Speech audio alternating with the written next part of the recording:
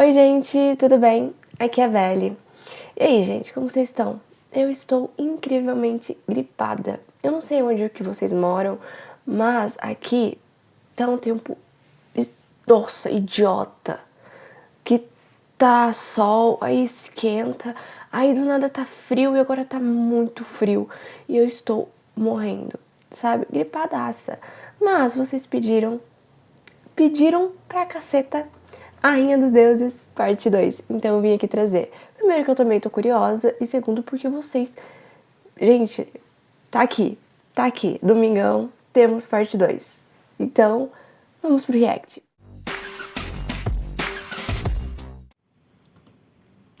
Play, vamos pro vídeo. Vamos de Ragnarok, família! Ihu, é hoje que o pau vai comer, Matheus! Pois é, menino bom, após uma longa espera, aqui estamos nós para o segundo round da nossa querida Rainha dos Deuses. Como vocês sabem, vídeos sobre mangá exige um trabalho danado da gente, já que tentamos não usar as páginas originais para não tentar ter confusão com a editora, sabe? Então, se não for pedir muito, eu peço que vocês deixem um like para dar aquela fortalecida, porque isso aqui dá um trabalho danado e a gente tem que se unir como humanidade para vencer essa difícil empreitada. E chega de enrolação, porque vocês já esperaram demais por isso. E vamos logo para a Arena do Valhalla, pois a quarta rodada do Ragnarok está prestes a começar. Jack. Há um ano atrás trouxemos pela primeira vez a análise do mangá aqui pro canal, e no meio desse ano trouxemos também a análise do anime. Se você ainda não viu, vou deixar aí nos cards os dois vídeos, pois cada um deles eu trabalhei com um roteiro diferente, então apesar de falar sobre os mesmos acontecimentos, nos dois vídeos vocês verão duas análises completamente diferentes. E sim, eles adaptaram para o anime as exatas 3 lutas que eu falei lá no primeiro vídeo, porém com um bônus bem no último episódio, com a arena se tornando a antiga cidade de Londres e com a entrada dos dois próximos combatentes. E é aqui que começamos a nossa quarta rodada do Ragnarok. Após uma vitória que finalmente trouxe um ar de esperança para o lado da humanidade, o seu próximo representante vem e joga um balde de água fria na expectativa da torcida. E não é porque ele não é ameaçador o suficiente para bater de frente com o Deus. Na verdade, ele é completamente ameaçador. Afinal, o quarto humano a lutar no Ragnarok é ninguém menos que o serial killer Jack o Estripador. Confesso que desde que eu vi o nome dele na lista, eu fiquei com um certo pé atrás. Não só a plateia do mangá, como também o leitor se sente incomodado de seu próximo representante ser um serial killer. Ainda mais depois de nossos combatentes passados terem orgulhado com as maiores demonstrações de honra e virtude. Mas, querendo ou não, por mais irônico que isso possa parecer, está nas mãos sangrentas de Jack uma das chances de salvar a humanidade. E do lado dos deuses, o escolhido para representá-los é o semideus grego Hércules. Sim, o filho de Zeus, pelo menos mais um dos 500 que ele tem. Aqui novamente temos um combate de contrários na arena, pois enquanto o Jack é um assassino frio e maluco, o nosso Hércules é o maior exemplo de um protagonista padrão de shonen. Tanto que já de início ele propõe uma rendição pro serial killer, alegando que ao contrário dele o semideus não gosta de morte sem sentido, mas o famoso assassino responde até de uma maneira bem elegante. Primeiramente lhe agradeço por ter aceitado lutar na minha amada Londres, senhor, mas peço perdão,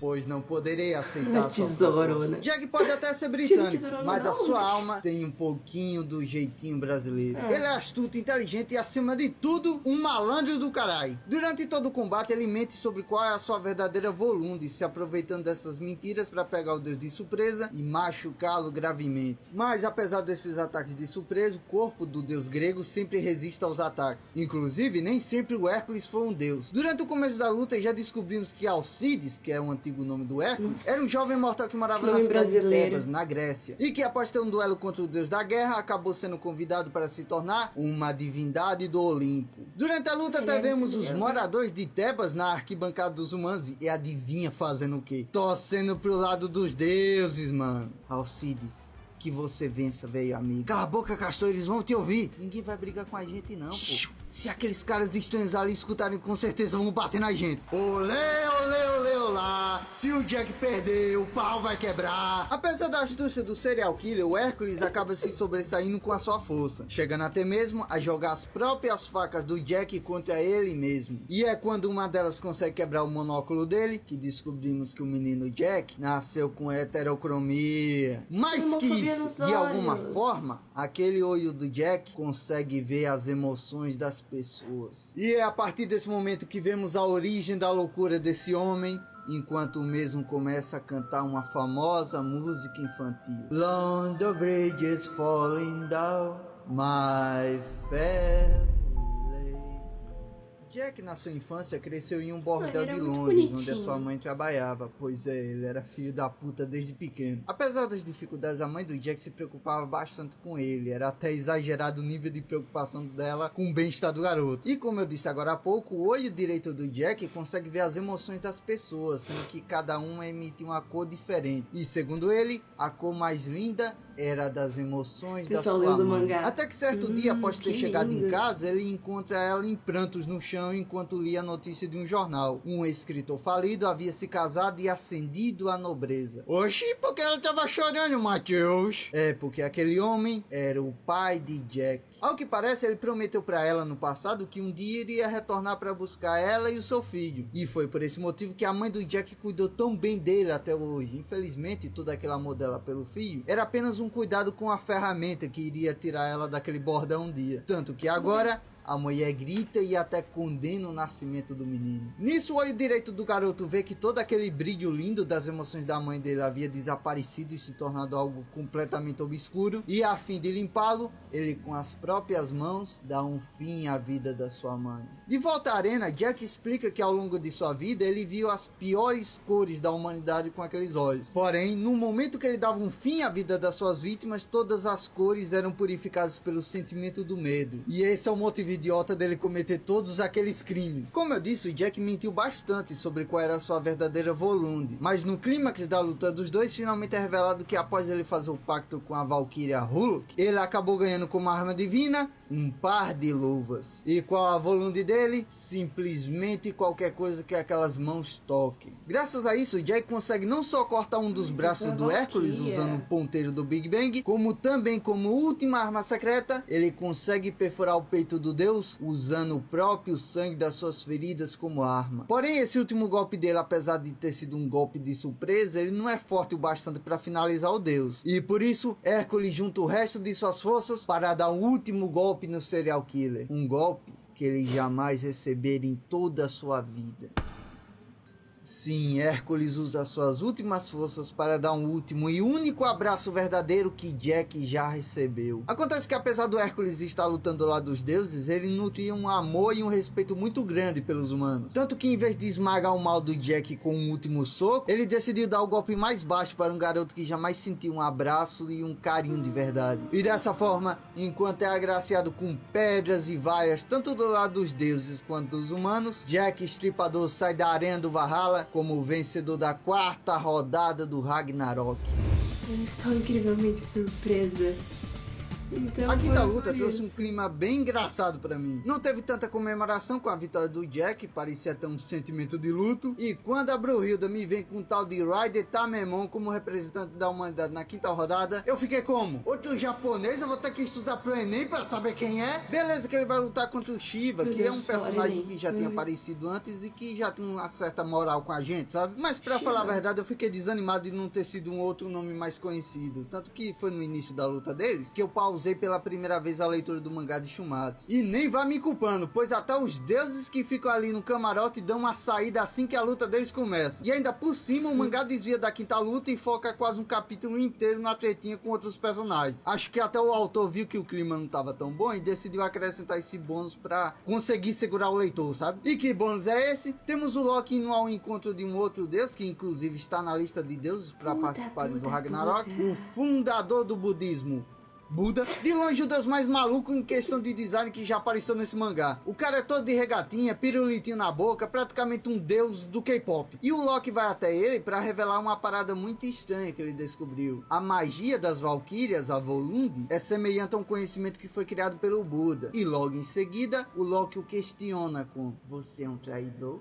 E em vez de falar não, o Buda responde: "E se eu for, caralho?" E por causa dessa coisa boba aí, os dois acabam gerando uma treta que acaba escalando com a chegada de outros combatentes futuros do Ragnarok, ficando do lado do Loki os deuses da fortuna e do lado do Buda o japonês Okita Souji, além também do Sasaki Kojiro que volta das caras pra se unir a essa tretinha aí. No fim eles são parados pelos Zeus e Odin antes de caírem na porrada, e por isso eu chuto que essa cena foi pra prender um pouco o leitor. E quando voltamos pra arena, tá o Shiva ser um dos braços dele. É o quê? Pois é, menino Ban. Na verdade, o deus indiano perde 3 dos seus 4 braços ao longo do combate. Era esse cara que queria lutar contra o Adão, Matheus? Pois é, menino Ban. Imagina só se ele luta contra o Adão. Ia levar uma surra tão grande. Ainda ficou lá pros erros. É minha vez. É minha vez. Só vez de quê, pô? De entrar dentro de um caixão, senta lá pra não deixar 3 mulheres viúvas e um filho pro mundo criar. E veja só, eu que comecei essa quinta luta pausando o mangá por achar o Raiden desinteressante, acabei quebrando a cara quando mostraram o flashback da história dele. Pois é, eu subestimei o poder emocional dos flashbacks de Shumasa no Valkyrie. Na moral, me emocionei demais com a história desse cara aí. A parada do Raiden ter lutado pra ficar vivo desde criança, porque, caso vocês não saibam, o nosso quinto lutador aí nasceu com a condição física que fazia os próprios músculos dele quebrarem os seus ossos. Felizmente ele conseguiu conter os seus próprios ossos, o que lhe concedeu uma força física incrível. Porém, por consequência, as pessoas da vila passaram a chamá-lo de monstro. Apesar disso, Raiden cresceu com um grande senso de justiça. Muito disso se deve à sua mãe, que sempre o incentivou a ver a sua força como um dom para ajudar os mais fracos. Inclusive, isso aí tá me lembrando alguém, hein? Se eu fosse vocês, eu tava uma olhada aí nos cards agora. E foi por causa desses ensinamentos que o Raiden cresceu buscando lutar no sumo a fim de mandar dinheiro para o seu vilarejo, se tornando o melhor não para estar acima dos mais fracos que ele, mas sim para ajudá-los a estar em cima juntamente com ele. E na moral, aquela cena da mãe dele segurando a ilustração dele, chora, na moral, velho, aquela ali é uma das cenas mais bonitas de Shumasa no Valkyrie, na minha opinião. O orgulho dela vendo que o seu garotinho frágil lá, que era esmagado pelos próprios músculos, havia se tornado o maior lutador do Japão, passa um sentimento muito foda pro leitor, né? Confesso que eu chorei um pouco nessa parte. E foi em lágrimas que, enfim, contemplamos o resultado final dessa batalha de gigantes. Shiva não é um deus qualquer. Mesmo tendo perdido 3 de seus braços, a dificuldade do combate continua equilibrado para os dois lados. E sim, os dois lutaram o tempo todo naquele famoso X1 só no morro de respeito. A Volunde do Raiden foi forjada pela Valkyria Vrud, que inclusive se apaixonou pelo lutador após ele ter elogiado a beleza da mulher, algo que ela não estava acostumada, já que todo mundo a chamava de monstro devido ao seu shape invejável. Mas apesar do esforço, Raiden não consegue derrotar o Shiva, admitindo sua derrota após ter chegado ao seu limite. Ele desiste com um sorriso na cara, já que aquela havia sido a primeira vez que ele havia lutado com toda a sua força. Por conta do ensinamento da sua mãe, ele nunca usou seu poder para bater nos mais fracos, mas como seu oponente era alguém tão poderoso, ele finalmente pôde ir com tudo pra cima dele. Shiva disse que é ele quem devia agradecer, pois aquela foi a maior batalha que o deus da destruição já teve em toda a sua vida. E com o último golpe de misericórdia, Shiva finaliza o lutador da humanidade com um chute, desempatando o placar com mais uma vitória para o lado dos deuses. Assim que o combate do Shiva acabou, Zeus foi pessoalmente até uma árvore próxima ali da arena do Valhalla, pois ele buscava falar com alguém que repousava ali perto. E esse alguém é ninguém menos que o Buda. O deus estava comendo ali alguns doces enquanto observava a paisagem, e o rei do Olimpo já vai direto ao ponto. Eu vou direto ao ponto. Quero que você lute na próxima rodada, Buda. De volta à arena, Raiden anuncia que o próximo lutador do lado dos deuses será o Buda. Revelação essa que assusta toda a plateia da humanidade. Pois se você conhece um mínimo de mitologia, deve saber que o Buda é roubado pra caralho. Olha a cara de pânico daqueles humanos idiotas. O que ele está fazendo? Ele tá andando pro nosso lado da arena. Pera, me devolve a minha corneta, Buda. Ah, esse Buda é uma zoeira, hein? Ele deve estar querendo soltar uma piadinha pra gente. Pode mandar, meu querido. Então, família, vou lutar pelo lado dos humanos. Ganhamos. É isso. Ganhamos.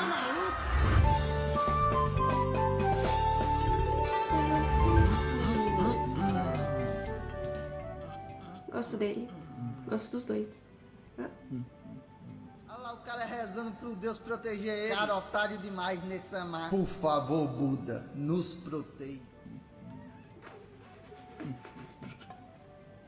Sim, meus amigos, as preces do monge felizmente foram ouvidas, pois Buda realmente irá nos proteger. O criador do budismo decide trair o lado dos deuses e escolhe lutar pelos humanos na 6ª rodada do Ragnarok. Com isso, outro deus tem que se oferecer para lutar contra o Buda, e o escolhido é ninguém menos que Bishamon e os deuses da sorte. Mas Mateus, o Ragnarok é X1, só pode ir um contra o Buda. Calma, menino bom, é agora que descobrimos que os deuses da sorte, na verdade, são um só.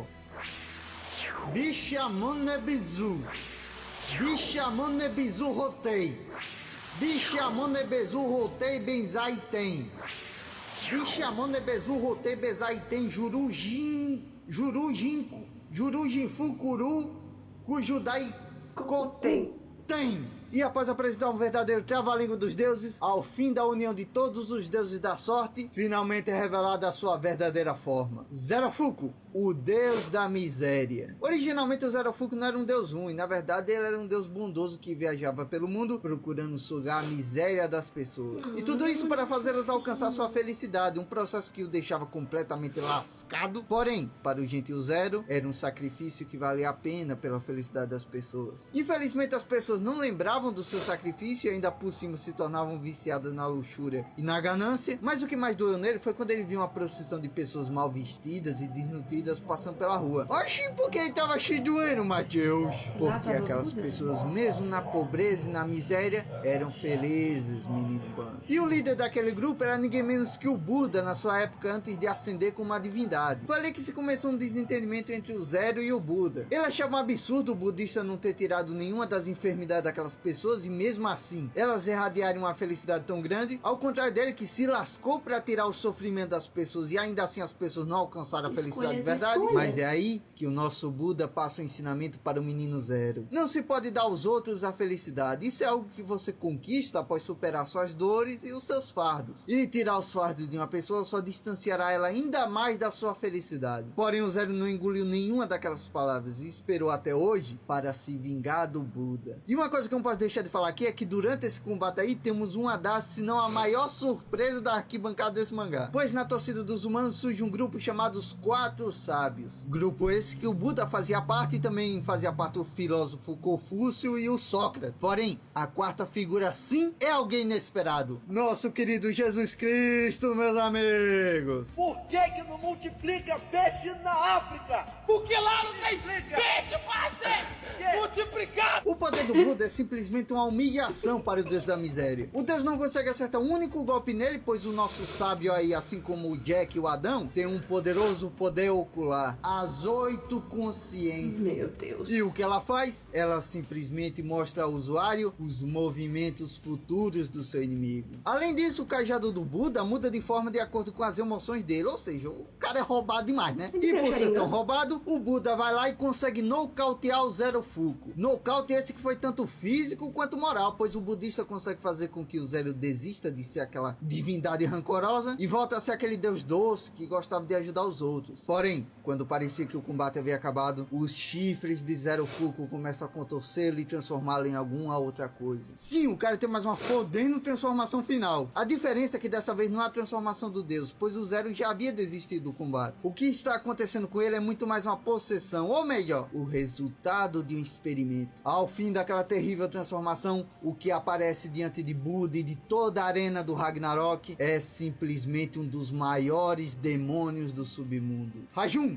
o demônio do sexto céu. Pera, Mateus, o Zerofuku é o Rajun? Não, menino bom, Rajun é um demônio do submundo. Eu não entendo. Bem, é melhor deixar esse homem aí, que acaba de chegar no camarote dos deuses, e explicar tudo pra gente. Afinal de contas, ele é ninguém menos que o governante do submundo. Hades, o deus do mundo dos mortos. Ele surge ali do nada, fazendo todo mundo se assustar. Afinal de contas, ele nunca sai do submundo pra nada. Ele é praticamente o otaku das mitologias. E aqui percebemos que a trindade do Olimpo tem uma genética de bonitão, né? Só que quando chega nos Zeus, parece que algo deu muito errado. Hades explica que Rajun era uma lenda até para ele, o governante do submundo. Esse bicho aí é tão roubado que sozinho ele já destruiu metade do submundo. Ainda assim, Hades teoriza que aquele não é o verdadeiro Rajun. Ele acredita que o verdadeiro já morreu há muito tempo e que aquilo na frente deles nada mais é do que o resultado de um experimento feito por alguém que cultivou alguma parte do antigo demônio e o implantou dentro do Zerofuku. E acontece que só existe uma criatura que seria tão diabólica ao ponto de fazer isso com outro deus. E esse alguém não só está assistindo a luta do seu camarote, como também é um dos próximos lutadores do lado dos deuses. Quem é? Beelzebub,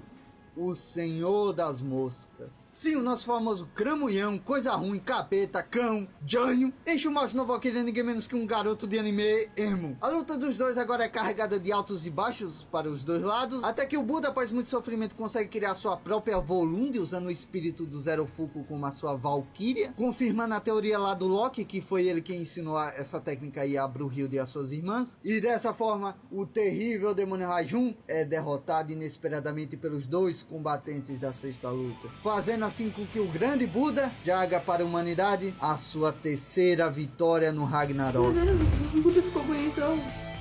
Quer dizer, ele já era bonitão, né? Após a vitória Mas sofrida do o Buda, cabelo- ele é levado às pressas pelas enfermeiras divinas lá para cuidarem de suas feridas. E no caminho para lá, a Brunhilda o acompanha e temos ali uma cena bem interessante. Nela o Buda dá uma chavecada na Brunhilda, elogiando os olhos dela e a gente já fica como Shiping de Charaktes. Com a nova rodada prestes a começar e o lado dos deuses com a vaga vazia, já que o Buda os traiu, né? Os deuses podem adicionar um novo deus na sua lista. E quem se oferece para lutar? Ninguém menos que o deus do submundo Hades. Ele diz que fará aquilo principalmente para vingar a morte do seu irmãozinho Poseidon. Tomara que leve um couro do cabrão. Bem, durante a ida da Brunhilda até a sua sala de preparação para ver ali quem vai ser o próximo lutador dela, acabamos conhecendo um novo competidor do lado dos humanos que estava disfarçado de Brunhilda na sala. Eu profetizei minha derrota. Ninguém menos que Nostradamus, o profeta do século. Bem diferente do velho que eu tinha imaginado lá no primeiro vídeo de Shumatsu, né? Mas como eu já disse aqui nos vídeos passados, eu curto muito essa criatividade do autor de brincar com a visão que a gente tem das figuras históricas, sabe? A Brunhilda fala que o Nostradamus é um dos lutadores mais poderosos da humanidade, até mesmo quando ela nota que o próximo lutador do lado dos deuses será o Hades. Ela disse que não vai colocar o Nostradamus ainda, porque ele é a grande arma secreta do nosso lado. Mas aproveitando que o Nostradamus já foi apresentado e ele não lutará contra o Hades, eu gostaria de discutir aqui com vocês quais serão as próximas lutas. Eu confesso que eu não coloco a mão no fogo pelos meus chutes, porque lá atrás, quando teve a luta do Lubu contra o Thor, assim que eu vi a lista de lutadores, eu fiz vários chutes e, na verdade, eu não acertei nenhum deles. Por exemplo, eu achei que o Jack lutaria contra o Loki, devido aos dois serem dois filhos da puta, né? Só que o Serial Killer acabou lutando contra o Hércules, mó nada a ver, tipo, se você parar pra analisar. Então, tirando aqui o lutador que irá lutar contra o Hades, que já sabemos, né? Vamos tentar montar os próximos combates. Inclusive, eu vou usar aqui a ordem da teoria do encerramento de Shumatsu no Valkyrie, que caso você não conheça, no encerramento do anime mostrou várias imagens e cenas que remetem não só a personagens que já lutaram, como também os que ainda vão lutar. Então, de acordo com o encerramento, na oitava luta teremos Nostradamus como nosso lutador. Por ele ter essa parada de se disfarçar e de ser o Coringa dos humanos, eu chuto que ele talvez lute contra o Loki, que tem essa mesma habilidade, né? Nona luta, Simon Hainsai. Personagem esse que, apesar de não ter aparecido ainda no mangá, sua aparência já foi revelada pelo autor já faz um bom tempo. Pra quem não conhece, ele é considerado por muitos como o maior atirador de elite da história da humanidade. E o chute que eu dou e que muita gente tá dando é que ele lutará contra o deus Apolo em uma luta de tiro, já que um dos símbolos do Apolo é um arco. Décima luta, essa aqui é o meu grande chute. Talvez não role, mas se rolar vai ser muito da hora. Eu acho que a décima luta será um 2x1 sugerido pelo deus Suzano. Como o Ragnarok só pode ter 13 lutas e a traição do Buda deixou o lado dos humanos com um competidor a mais que os deuses, eu chuto que talvez, tendo em vista as duas imagens que aparecem no encerramento, eu chuto que o deus Suzano, que provavelmente vai ser um espadachim, irá chamar o Okita e o Kitoki para lutarem contra ele sozinho. Sei lá, seria no mínimo interessante se rolasse, né? Vocês acham o quê? 11ª luta, Rasputin. Tem nem discussão, vai ser Rasputin contra Beelzebub 100% confirmado. Tipo, o cara é um exorcista e o outro é o Satanás. Eu preciso explicar mais alguma coisa? 12ª luta, Nikola Tesla. Meu chute é que ele lutará contra o deus Anubis. Eu chuto isso porque eu acho que seria uma luta bem interessante desses dois, sabe? Um é o deus que leva as pessoas até a escuridão da morte, e do outro, o homem que trouxe a luz ao mundo. Inclusive, eu já me peguei pensando como seria essa luta aí, tipo, imaginando como será a cena, sabe? Tipo, o Thomas Edison na plateia, dizendo isso aí é um pau no cu, não sei o que, no fim ele tendo um puto orgulho do rival dele. E como 13ª e última luta, Leônidas, o rei de Esparta, versus Odin, o rei de Asgard. Os dois são bem conhecidos pelas suas lanças, né? Mas eu também chuto que ele será o adversário do Leônidas, porque o Odin, sempre que aparece em Shumatsu, ele emana uma certa aura de mistério, sabe? Sem contar, claro, a ligação que o Odin tem com Ragnarok na sua história original, né? Mas, Matheus, você esqueceu de aquele tal de Kim Shin Huan. Não esqueci, Contra menino Ban, Hades. pois a Brunhilda escolheu esse homem aí pra lutar contra o Hades na 7ª rodada do Ragnarok. Afinal, quem melhor para lutar contra Hades, o Imperador do Inferno, do que Kim Shin Huan, o primeiro imperador da China. Enfia o coronga no seu... Gente, cara, acaba muito rápido, eu me prendo. E não temos parte 3 ainda, né? Não temos. Cara, eu acho essas lutas estão extremamente interessantes, extremamente... tem muita gente que eu não conheço ali. E é muito massa você, tipo, conhecer outra cultura ali do nada. Principalmente quando esse conhecer significa que você tá vendo uns caras aleatórios de umas culturas diferentes, de crenças diferentes ali metendo a porrada um no outro. Não! É incrível. Esse mangá, esse anime é incrível. E essas motos não param de passar aqui na frente. Cara, Buda, tá. Até agora, tipo, não assisti nada. Tipo, não assisti a obra, não li o mangá, mas até agora o meus top 3 tá sendo Buda, Jack e Adão. São os 3 que eu realmente mais gosto. Maravilhosos. Gente, se tiver mais alguma coisa do Matheus, que vocês querem que eu reaja, pode deixar aqui embaixo que logo mais estarei reagindo, beleza? Então, se me assistiram até aqui, deixa o like, se inscreve no canal e até a próxima. Tchau!